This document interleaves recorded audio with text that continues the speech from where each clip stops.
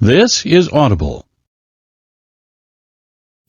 The Buddy System, a modern man's guide to mastering friendship and leveling up your life.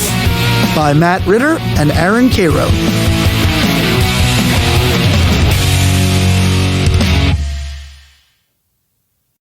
Introduction.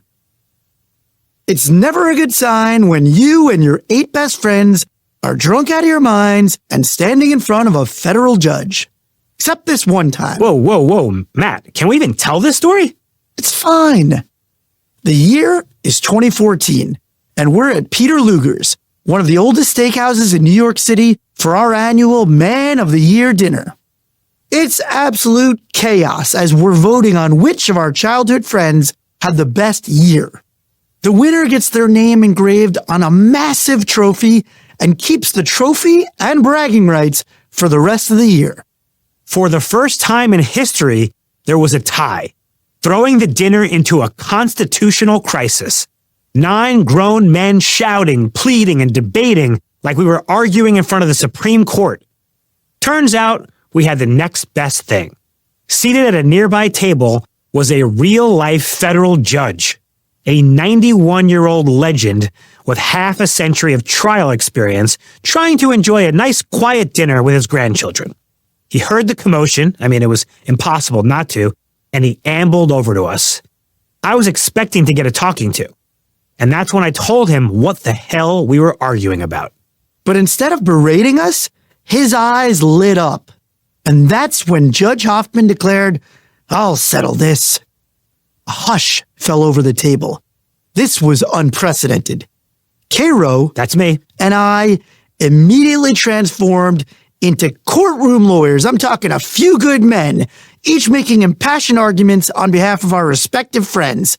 I presented my case with such fire and conviction, it was like I was back litigating in front of an actual judge.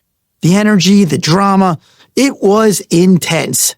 But somehow, Cairo wiped the floor with me. I guess there's a reason I'm no longer a practicing lawyer. Isn't it because you're disbarred? I prefer disgraced. Our Man of the Year dinner, which is now in its 22nd year, has helped us maintain incredible bonds with our friends, and it's also taught us a lot about how men should look at friendship. Our friendships are stronger than ever before, and we're fortunate that we know where we're going to be as a friend group in 50 years, arguing about who had the best year at Peter Luger's. But most guys aren't so lucky. In fact, men are in a friendship crisis. I'm sure you've probably heard some of these numbers before. 15% of American men report having 0 close friends. And let's be honest, the other 85% barely talk to their buddies. The problem is deceptively simple. Friendship doesn't happen organically as an adult. There was sex ed in high school, but there's no friend ed. But we're here to teach it to you. The friend ed, not the sex ed. One thing we know about men is that they love systems. Therefore, we created the Buddy System, a step-by-step guide to making new friends and leveling up your existing friendships. If you follow these steps, you will have the power to make new friends and will form even more meaningful bonds with your current friends.